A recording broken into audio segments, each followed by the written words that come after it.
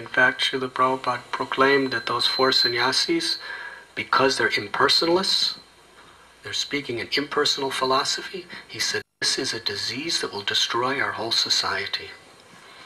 They should not be allowed in any temple. They should reject this impersonalism, accept my teaching, study his books, and he said they should travel and preach but not come to any temples or disturb any devotees.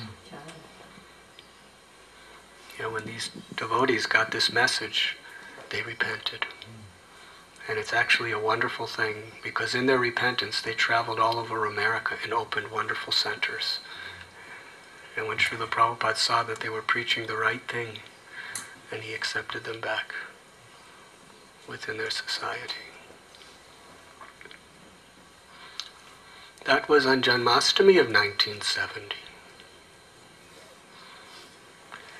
In 1971, in this small temple room, Sri Sri Radha Vrindavan Chandra were installed. In fact, right where you're sitting now. Srila Prabhupada personally found those deities in India and personally sent them to New Vrindavan and gave them the name Radha Vrindavan Chandra. As far as I know, they were the first large marble deities that Prabhupada ever had installed in the Western world, after London. First marble deities in America. So Radha Vrindavan Chandra were installed. Koladri Prabhu was explaining they only had one outfit. They would just take long pieces of cloth and wrap it around the deities every day. And it was a very simple community. In 1972, that is when I first came to New Vrindavan. I had come from India,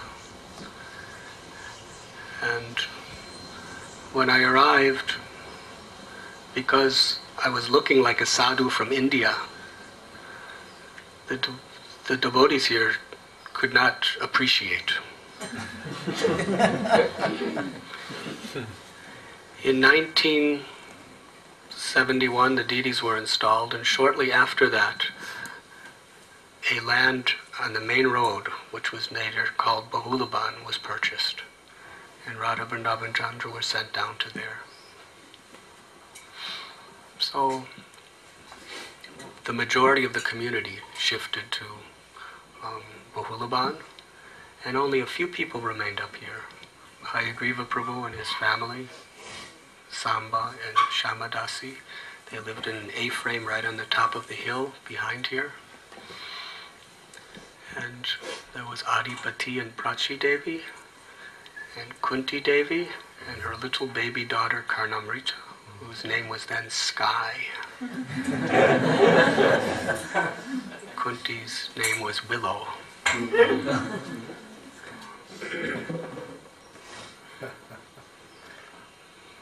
So what happened is I came to New Vrindavan, and I was so eager to see Radha Vrindavan Chandra. But the devotees felt that I should just immediately go up the hill, because they didn't want any guests to see a person like me.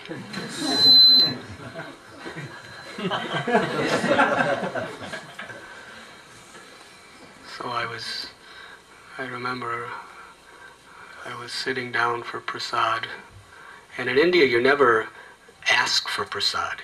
A sadhu is supposed to just accept what's offered. So there was a line of about 15 devotees, maybe 15, 20 devotees at New Vrindavan then, and they were all sitting, and everyone was served prasad, and I was in the middle of the line, and they kept passing by. So there was nothing. Then finally everyone got up and left, and I was still sitting there. So one of the servers came and said, "Would you like some more?" I said, "I didn't get any yet." And he said, "Well, there's nothing left." Then somebody else came and said, "The leader wants you to go up to the other farm immediately. He doesn't want you here. You should load a hay wagon and go up." There was one pitchfork which somebody else had, I had to lift with my hands. And we went on a horse wagon and came here. I was very happy to get here. It was such a beautiful place. And the leader of the community came up a couple days later and gave me a service. He said, I want you to pull the weeds out of the strawberry patch. That was right on the side of this house, over here. And I said to him that that's violence. To pull weeds means to kill weeds, and weeds have spirit souls. I said, I cannot kill weeds. So he said to me that in Bhagavad Gita, Krishna told Arjuna to kill his relatives.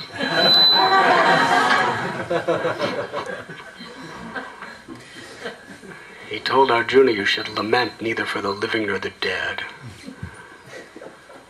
So you must kill these weeds. So I was trying to be obedient.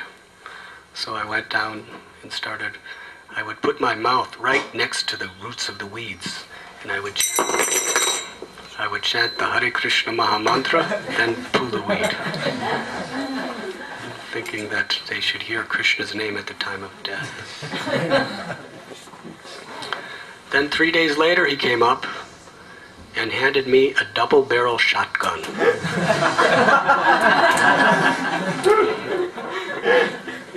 And said, there's groundhogs in the cornfield. I want you to kill those groundhogs. And I knew if I argued with him, he would start preaching from Bhagavad Gita. So he showed me how to shoot the shotgun. I never shot a gun in my whole life. And I went to the cornfield, and he said, if there's one piece of corn eaten, you're responsible. So every time I saw groundhogs coming, I would run and chase them away so I didn't have to kill them. And somehow or other, weeks went by, and I was there for hours and hours a day, and no corn got eaten, and I didn't kill any groundhogs. Haribo. Haribo. I was not surrendered. Then they asked me to start milking cows. There were 2 cows, Kalia and Dudya. Very nice cows. One was black and white and one was brown and white. And that was a very wonderful service, taking care of the cows. And then Srila Prabhupada was planning to come, and devotees from all over the world were going to come to see him. He said, I'm coming for Janmashtami and for his own Vyas Puja. And he was going to give a series of lectures called Bhagavad Dharma Discourses.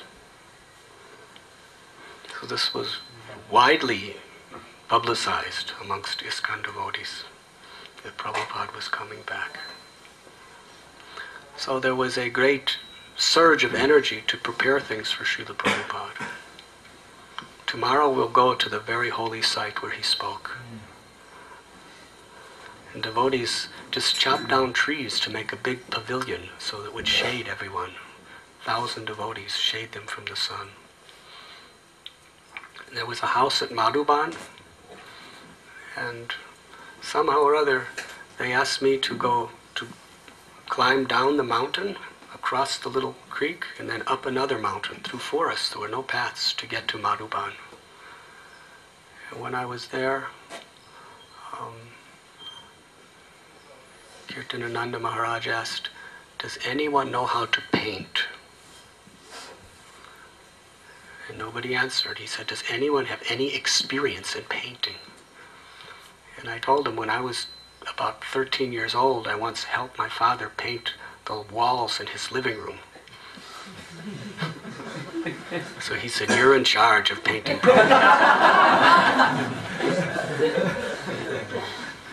So they gave me a little knife, and I had to scrape all the paint that was chipping off the entire house and then paint it, inside and outside. Hare Krishna. So that was I would live here and go down and then come back. Then Srila Prabhupada came.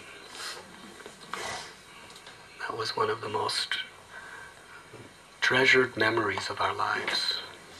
We will discuss that tomorrow. After Srila Prabhupada's visit, I was living here, and it was a very peaceful life. There was one other brahmachari that came up. His name was Sridhar Prabhu. And we were the only two brahmacharis. And then there was just two grihastha couples and one lady and her little daughter. And we were both living in the pig pen. It used to be a place where the previous farm here used to keep pigs. At that time it just had a dirt floor. And it's just a little log cabin. Very simple. And we used to chant 64 rounds every day. And then we come here for Mangalarti. At that time, the deities were a plaster statue of Kartamashan, a little deity of Krishna with a flute in his dhoti, and that was on the side of the altar. And in the center was a painting of the Panchatattva. No, I'm sorry, Sadbhuja, the six-armed form of Lord Chaitanya. That was the worship here. And it was very, very nice. We just worshipped the deities, and milked the cows, and chanted, and discussed Krishna, did a little farming. There was one bull. His name was Brisham. Stubbornest oxen in history. He would do nothing for no one. So it was always because Bahulaban was a place where the productivity of developing New Vrindavan was taking place. So the slowest cows they would send up here, the most disobedient cows, and the laziest oxen. So that was a wonderful experience, associating with Brisham. He was so stubborn. My service was, after milking the cows, to go into the forest and with a little axe to chop down dead trees that had no leaves, and then to chop it in small pieces, and Brisham would pull it in, and that would be used for all the cooking. I'd have to cut it in small pieces once it was here. And anything I tied to Brisham, he would just go to sleep. Just lay down. So other devotees tried beating him, but I was not of that nature, and I knew it wouldn't work. So I just started preaching to him. And ultimately, Brisham felt sorry for me. And he got up and started pulling the wood.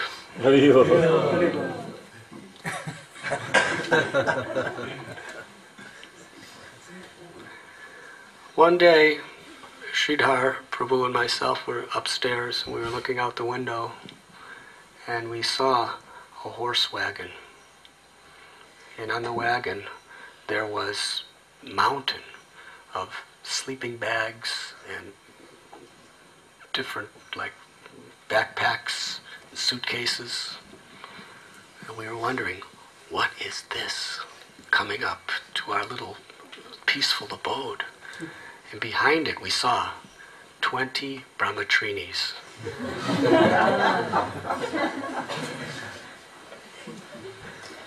When they arrived, they proclaimed that Kirtanananda Maharaj had ordered them to come up here and make this the Brahmatrini ashram.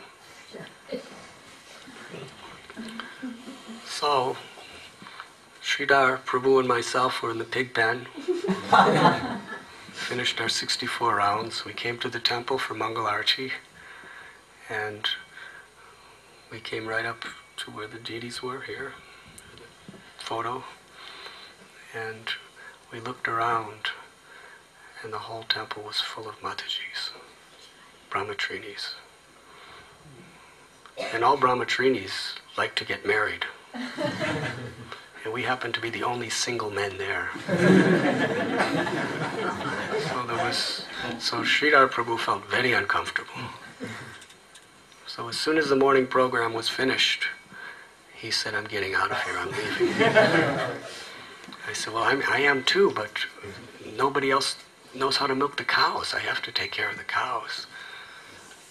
So I sent a message down with him, "Please arrange for someone to milk the cows so I can get out of here." And I got the reply back, "It is your order, you must stay up there and take care of the cows." Hare Krishna. So I would milk the cows, I would come and stand right in front for the Mangal Arti and just look at the deities. And all the Matajis were giving classes, and there was 2 Grihastha men that were there too. And they were leading all the kirtans, and I was just trying to perform my service. My only brahmachari association was Brisham.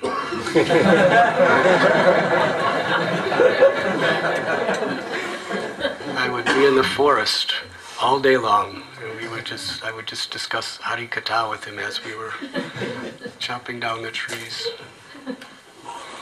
So once a week, I had to go down with Brisham to pick up grains to bring up here for the cows. And every time I'd come, the brahmachari ashram was down there. The brahmacharis would make fun of me. They'd say, "What are you doing up there with all those women?" I said, "I don't want to be there. I have to be here. I'm begging to come down." And I would beg, "Please let me come down." The leader would say, "No. Until you train up one of the Matajis to milk the cows, you can't come down." And I just didn't know how to train Matajis to milk cows. So I just went on with my service and begged, "Please let me come." And the brahmacharis were saying, "You're up there because of your desire." So it's not an easy life. One time I came down with Brisham to pick up the grains, and the leader of the community said, "Why are you up there with all those ladies?" I said, "Because you're making me. I've been begging to come down." He said, "You get down here immediately." So I very happily. Then I moved to Bahulaban, where the brahmachari ashram was. In 1973, in June, there was a wonderful festival at New Vrindavan, where devotees from all over America came. And at that time, Sri Sri Radha Vrindavan were installed here in the Vrindavan farm. Srila Prabhupada personally gave them that name, Sri Sri Radha Vrindavan. The brahmacharis lived here, brahmacharis lived at Bahulaban, worshipping Radha Vrindavan Chandra. And during that festival also Radha Madhava were installed at Madhuban. We'll discuss some of the wonderful, wonderful experiences that we all had at Bahulaban tomorrow.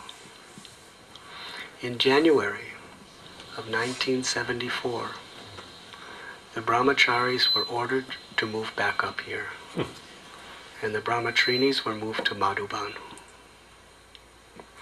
So we came up. Param Brahma Prabhu was our temple president.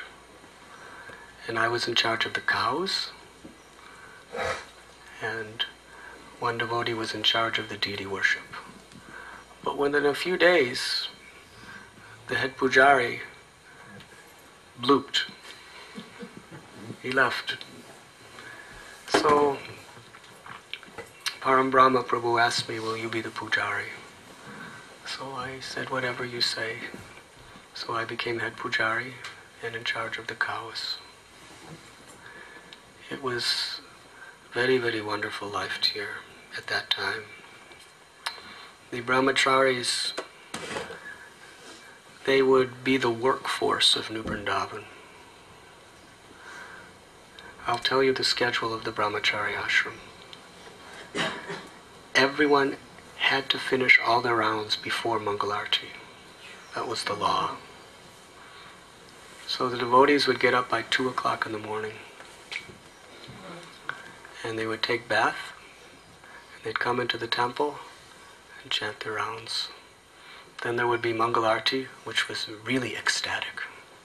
Every day the Mangalartis were so sweet and so enthusiastic, so full of devotion. It was such a very, very deeply united community of brahmacharis. After Mangalarti, there would be Tulsi worship. After Tulsi worship, at that time there wasn't even Guru Puja yet. Prabhupada had not established it. That was a little later. After Tulsi worship, there was Srimad Bhagavatam class, which lasted maximum half hour. Right after Bhagavatam class, the devotees ran upstairs, took prasad, and then immediately after prasad, by 6:30 in the morning, they had to leave to walk down the road to go to their workplace. At that time, Srila Prabhupada's palace was being built.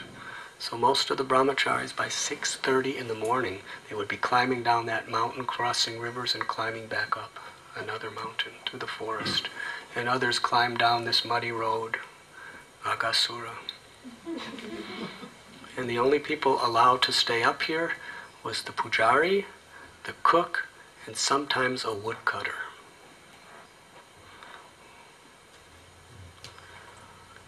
It was in the beginning of 74 that Kirtanananda Maharaj was going to New York to visit Srila Prabhupada. So he took a group of devotees with him, of which I was one. And we heard Srila Prabhupada speak there. And we went on morning walks with Srila Prabhupada in the parks of New York City. When we came back, it was said that Srila Prabhupada told Kirtanananda Swami that a first-class pujari never leaves the deity for the rest of his life. Hari Hari. So he came up here with me, and just a few yards from this complex, he took his cane and drew a line in the mud and said, "For the rest of your life, you never cross this line. It is Prabhupada's desire. You live here, and you die here in the service of the deities. That is first class." So we accepted that order as our life and soul. Let me tell you something about the winter in Radha Vrindavanath's temple. In those days, the winters were severely cold, excruciatingly cold. One devotee would wake up early to start a fire. But because I had to finish all my rounds before waking the deities, I had to wake up by 1:15 to 1:30. So I would always be up before the fire was started in the bathhouse downstairs. And sometimes they started a fire here in the temple room. But usually the wood was so wet that it was 90% smoke and 10% heat. And because the house, now it's renovated, at that time it was such an old, beat-up farmhouse that they would put thick plastic and nail it outside the windows so the wind wouldn't come in. Then the smoke would just fill the room and burn people's eyes. This is during japa period. Just burn people's eyes. And people were choking, but they couldn't open the windows because there were plastic on them. So devotees would run outside into the snow and the blizzards just to breathe. So generally we just didn't even start fires. We just tolerated the cold.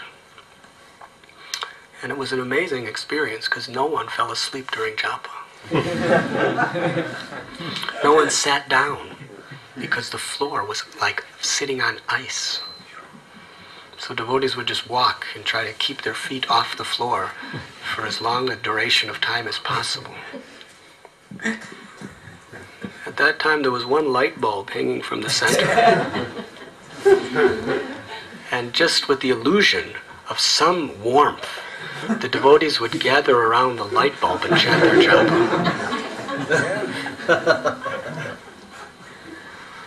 And when the ghee wick would come by, when the ghee lamp would come by, devotees would hold their hands as long as possible to get the prasad of the Lord. Downstairs in the bathhouse, when they would start a fire, they would really try to make it hot, because that was the only chance of heat for the whole day. So devotees would just be, after the bath was very cold. The first person in the morning had to break ice.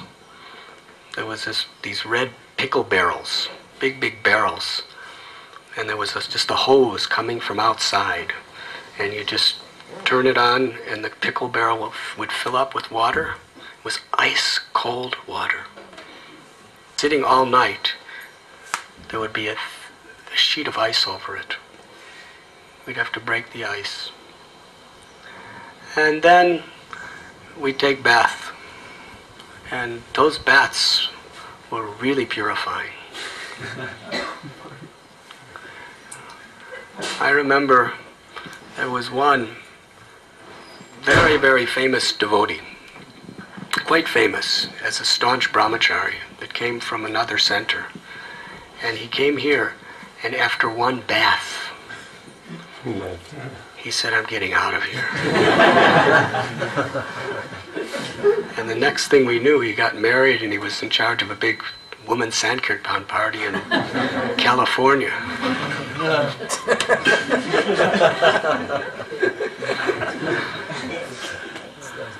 And the most amazing thing was to see Tejomaya Prabhu taking his bath. He was here a few minutes ago. Tejomaya Prabhu, please stand up. Please stand up. Tejomaya Prabhu ki jai. He was one of those original brahmacharis. He would pray to Krishna with such helpless devotion, because the water was so excruciatingly cold. He would we had these little sawed up, just the top of a 1 gallon milk carton was sawed, and we used that in the pickle barrel to scoop out the water. And he would take that water in the scoop, and he would just say, "Krishna, Krishna, Krishna, Krishna." What else would you say?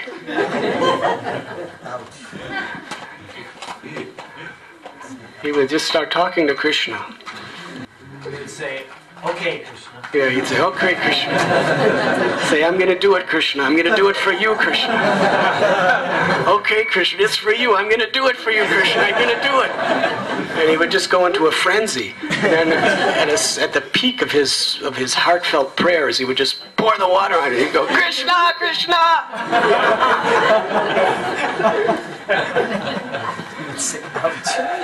Never. Everyone was like that. Some people hid their emotions a little more than Tejomaya Prabhu. Very cool. And when there was a fire down there, the devotees would just huddle around that fire. And it was a regular thing to see devotees with gigantic burn marks on their body, because they would just try to get as close to the stove as they could. Yes, Nityodita Prabhu? Everyone had scars and burn marks from time to time.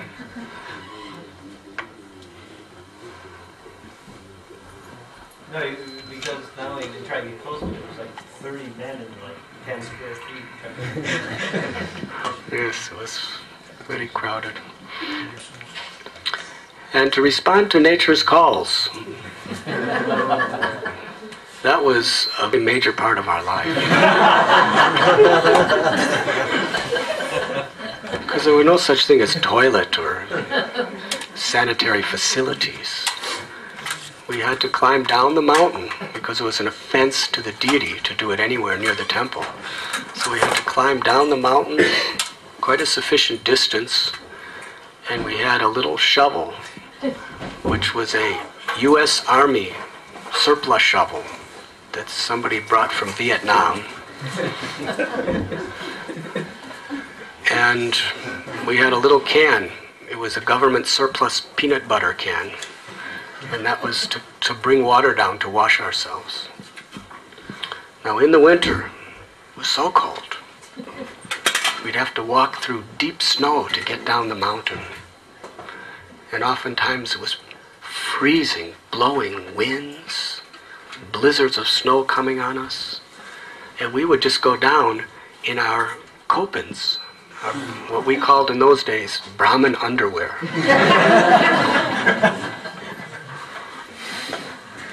So it was very cold. Because if you wear any clothes to pass stool, then it's contaminated, and then you can't wear it anymore. And we didn't have any extra clothes. Should I tell you where we used to get our clothes? There was a barn just next to here. It's not here anymore. And there was a wooden bin in the barn where the previous owners from decades before used to just throw their discarded clothes. And it was just like a pile of old clothes that had mildew and moss, and all the clothes were kind of stuck together. And in the winter it was all like a big hard solid block of clothes, and you try to peel pieces off. Yes, Tejomai, Prabhu? You remember? If you used to have to sing food, you were lucky. So when a brahmachari said, I want to requisition some clothes, he would just said, there's the clothes bin, find what you can. And we would just go looking for whatever we could. Nobody had anything that fit. Our dhotis were just some polyester saffron colored cloth that we'd wrap around. We each had one or two dhotis. Very simple. So somehow or other, one devotee made a great discovery. He went deep down into the clothes bin, and he found in it an old World War II U.S. Navy coat. And we decided that we would all share that coat for the purpose of passing stool in the winter. And it was given the name the stool jacket.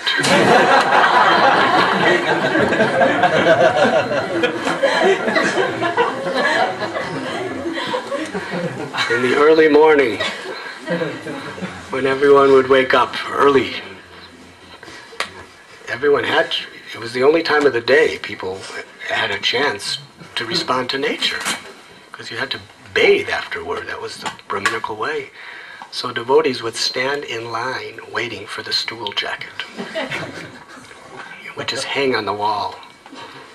And nobody had to wait long, because it was so cold out there that people just performed their business as fast as possible.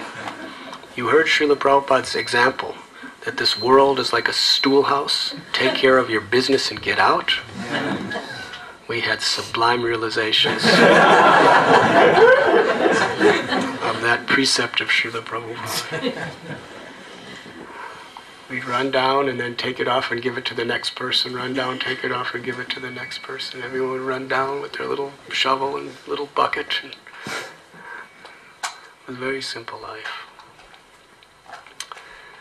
The prasadam was very simple.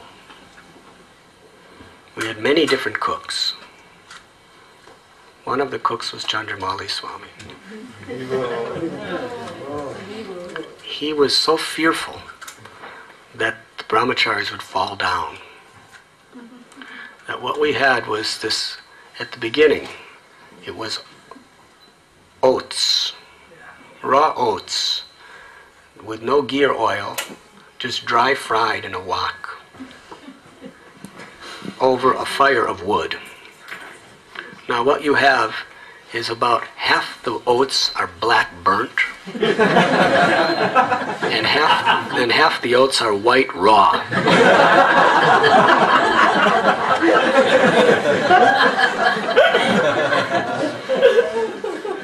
And there was no sugar and no salt, just burnt oats. And the only thing that had any flavor was there was also dry fried peanuts put in it. But Chandramauli Maharaj, who was then a brahmachari, he was thinking that peanuts have a lot of protein. And if the brahmacharis eat too many peanuts, they'll fall down. So he would specifically and meticulously count every peanut he would eat.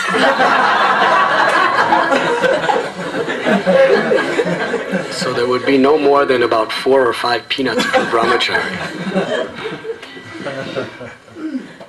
And the brahmacharis used to get very angry with him. Why don't you put more peanuts in? No. That's Maya. Eating more than 5 peanuts is Maya.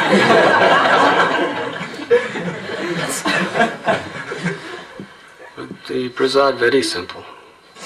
After the oats, they had a new discovery.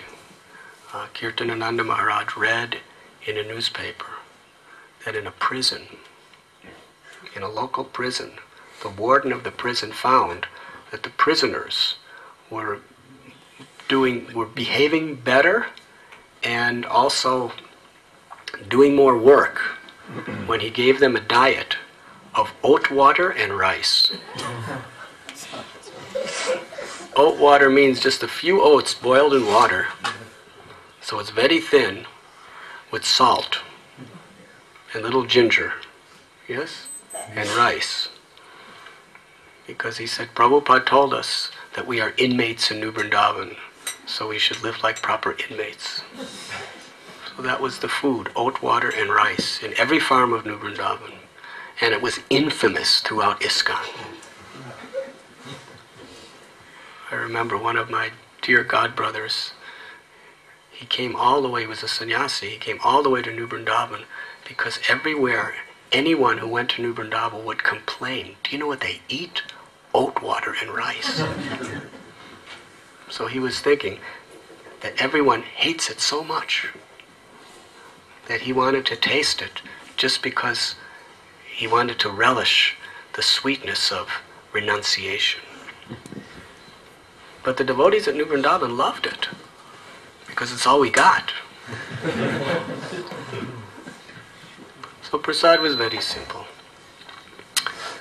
And as far as the kirtans, especially in the winter, very, very cold, japa was ever increasingly enthusiastic.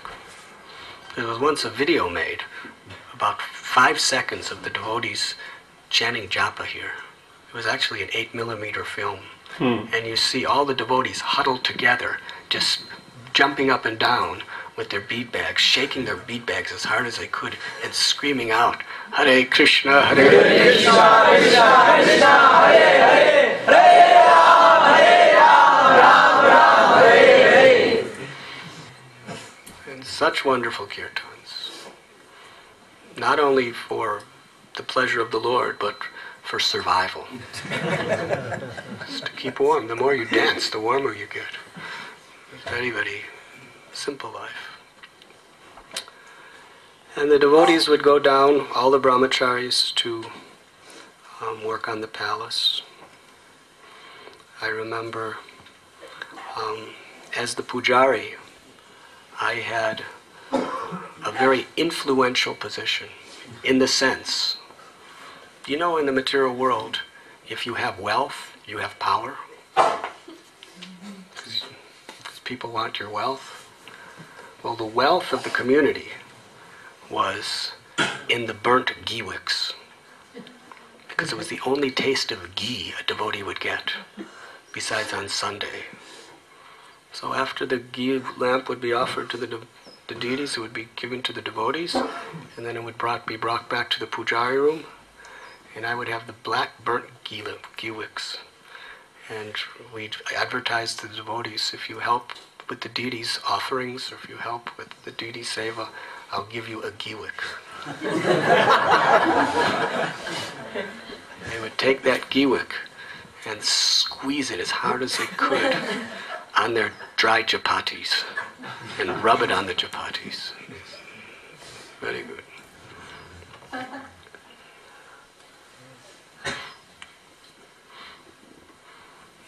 Whatever brahmacharis lived here in those days, even though it was so simple and so austere, we all think back and ask, why did we stay? There was no prestige, there was no money, there was no comforts. It was a torturous life physically.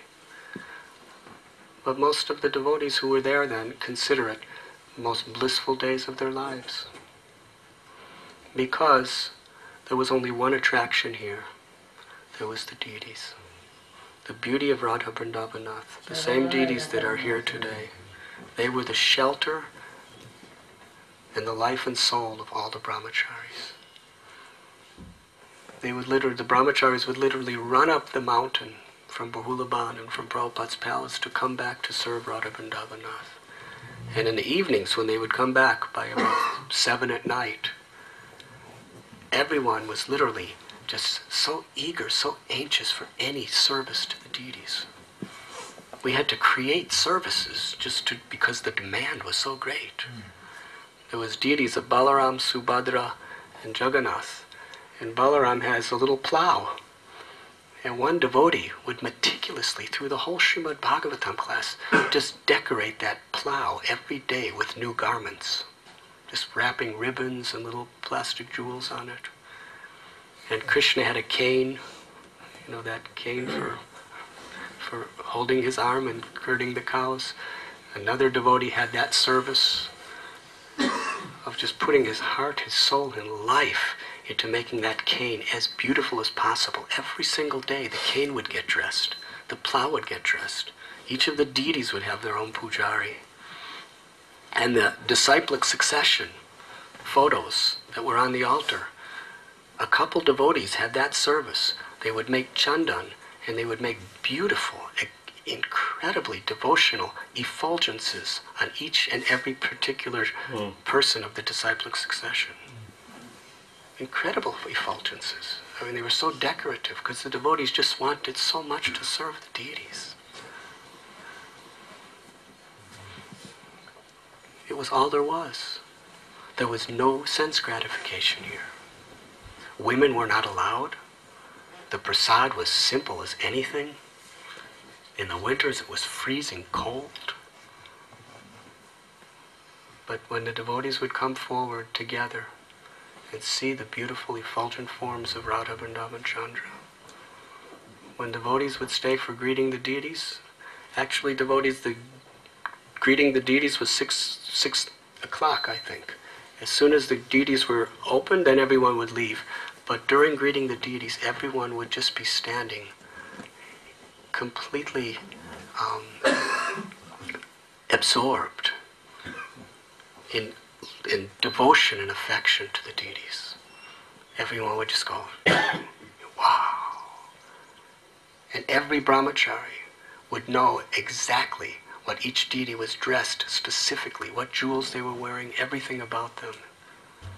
Because that's how much deeply they were absorbed in the darshan of the Lord.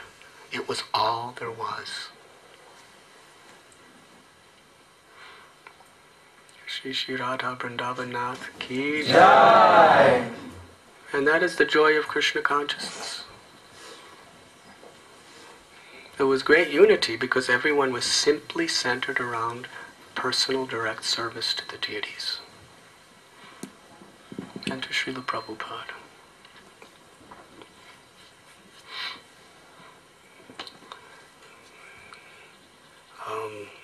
The first president, his name was Param Brahma. Wonderful, wonderful president.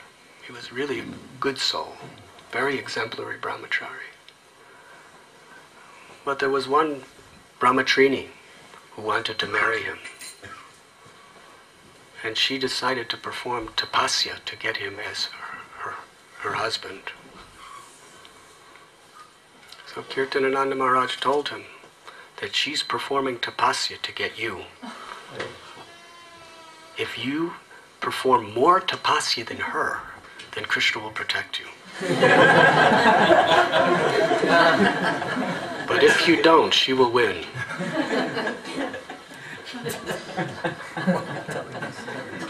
Huh? It's not a secret, everyone knows. So he was really just increasing his tapasya like anything.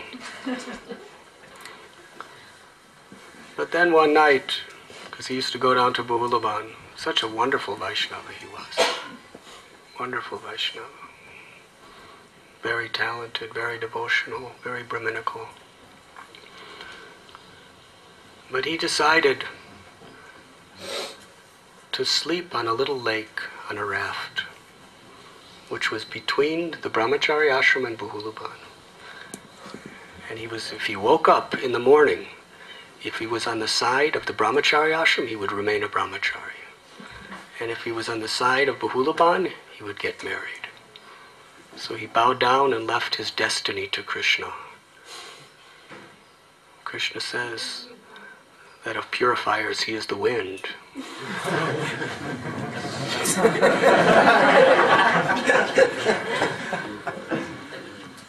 So he woke up in the middle of the night, and he was in the Brahmachari ashram side. But then he went back to sleep. And when he woke up the second time, he was on the side of Bahulaban. So he came down and explained his destiny. So in a very, very noble and exemplary way, he was married. Very Krishna conscious couple. Prabhupada said that ideal training for a grihastha is the brahmachari ashram. So the success of a brahmachari is either that through brahmacharya he becomes so renounced he just wants to surrender his whole life in renunciation to Krishna. That's one type of success. And the other type of success is a brahmachari gets a very, very good training in Krishna consciousness and then marries and becomes a first-class grihastha. So he did that. But because he was the leader, yad yad acharati srestas. Leaders do, followers do. Soon I saw practically every senior brahmachari here decided to get married. And I was the pujari, and it was usually the woodcutters wouldn't last long. So it was usually just pujari and the cook that would stay up here all day. And the cooks kept leaving. They just kept getting married. And it was very difficult being a cook down there, because you have to cook with wood that is sometimes 90% smoke and 10% heat. And in those days, we had high standards, very high standards. There was between 6 and 15 preparations for every offering.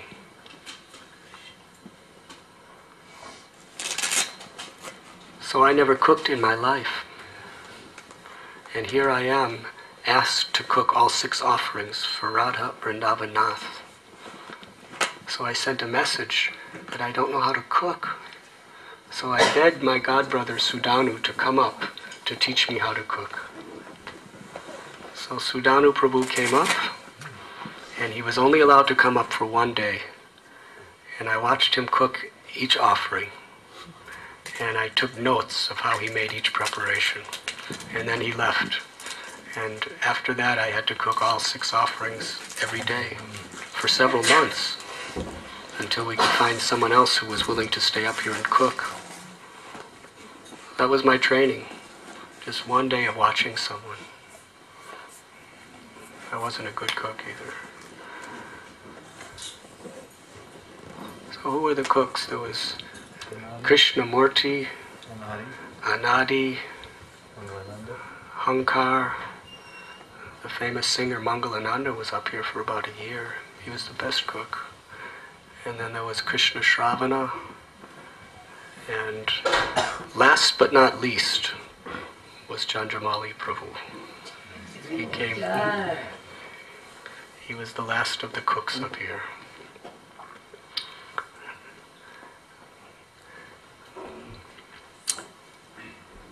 My schedule was to wake up by 1:30, to wake the deities, take care of cows, sometimes the cooking, sandesh, burfi, making all the offerings, all the artis.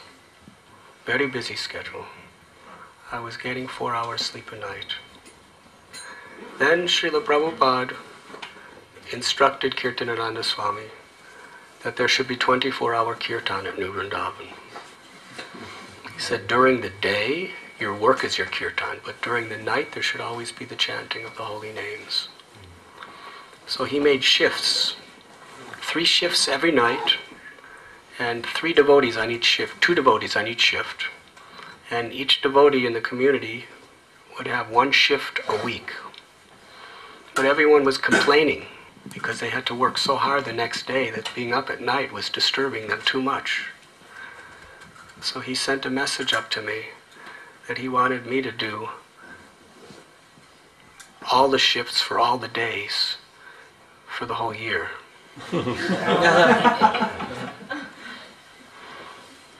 So I told him, well, I'm not allowed to cross the line. He wanted the kirtan at Bahulavan. He said, I drew the line, now I'm erasing the line. You come down every night. After you put the deities to rest, you come down, and you make sure you're up there in time to wake them in the morning. And in those days, there was no consideration of when you will sleep. So we would put the deities to rest at night, and there was no such thing as a flashlight or a torch in those days. The road was, when the moon was out, you could see, and it wasn't, it was pitch dark. Pitch dark. In the winter, the road was solid ice, and in the summer, it was deep, sludging mud. Very difficult road. Brahmacharis would come up and down every day. I would go up and down every night. So I would go down, and I would meet a few devotees. Kuladri, Sudanu, Gargarishi would always stay up to meet me. And then as soon as I got there, they went to sleep, and I just sat on the porch outside the temple and chanted all night.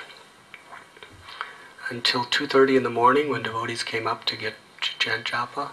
Then at 2:30, I would start walking up the road. And Mangal Arti was at 4 o'clock. So we had to wake the deities at 3:30. We just run up the road and take bath and then wake the deities. In those days, I don't know what it's like now, but one of the favorite sports of West Virginia was coon hunting. Hunting for raccoons. And raccoons come out at night. So these people would have dogs to chase the raccoons and guns, and they'd have flashlights on their hats, big bright flashlights. So I remember one time I was walking down the road at 9:30 at night. It was pitch dark. And the raccoon hunters saw me, and they sent their dogs to get me. I guess they felt a Hare Krishna was something of the same species as a raccoon. So these dogs surrounded me, barking ferociously, giant dogs. And about 5 of these men came with their flashlights on their head in my face, pointing their guns at me, and said that you're the nicest raccoon we found all night. They told me they were going to shoot me and kill me.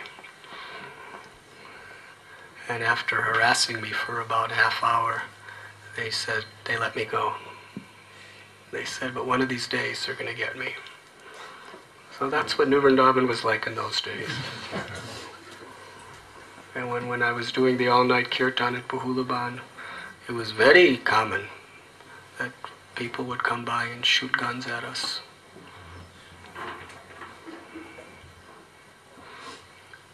In fact, one night, I was singing from the songbook under a light bulb, and a person came by in the road and shot out the light bulb. And all the glass fell in my head. Haribo. So then I would come up, and as far as sleeping, I would sleep between offerings and artis. Total, I would sleep 4 different times a day, and total get about an hour and a half sleep. That went on for a couple of years, I think. But I'll be honest with you, none of us ever considered leaving. The thought never once crossed my mind to leave New Vrindavan. It was our service to Prabhupada. We made our vows. There was just no question. Did you ever think of leaving? Only because of your preaching.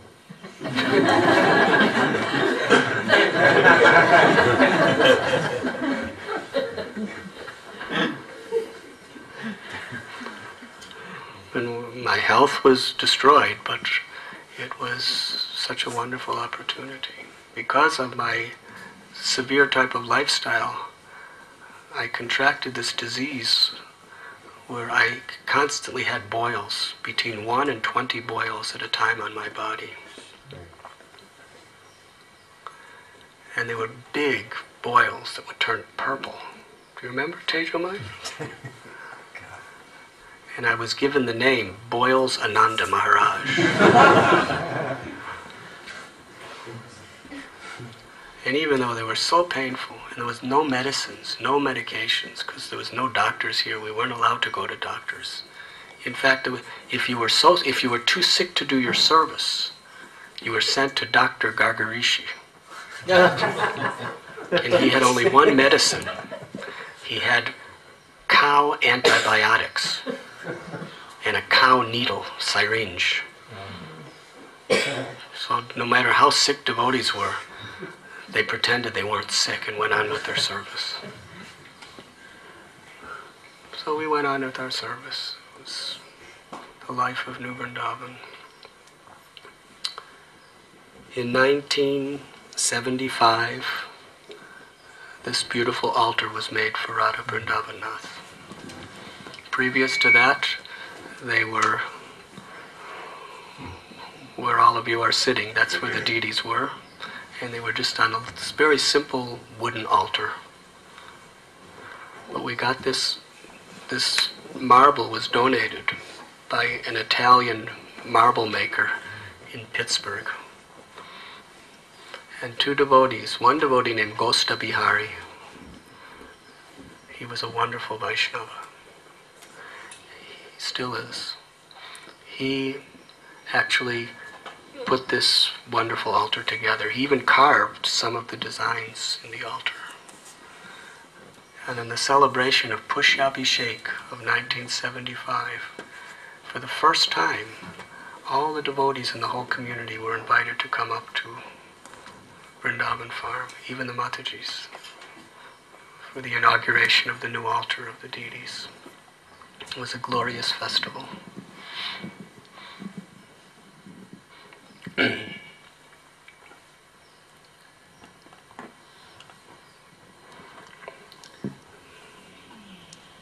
The Sunday feast was also very extraordinary because there was only 2 people allowed to stay up here on Sundays. Everyone else would go to Bahulaban for the Sunday feast. And we would cook like 30 preparations every Sunday for the deities. There's 2 of us. And it was wonderful because when all the Mahaprasad came off the altar, all those preparations were for the 2 of us.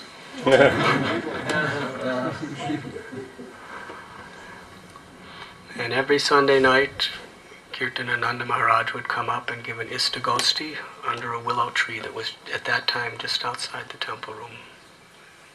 And all the devotees would gather around and hear Hari Katha.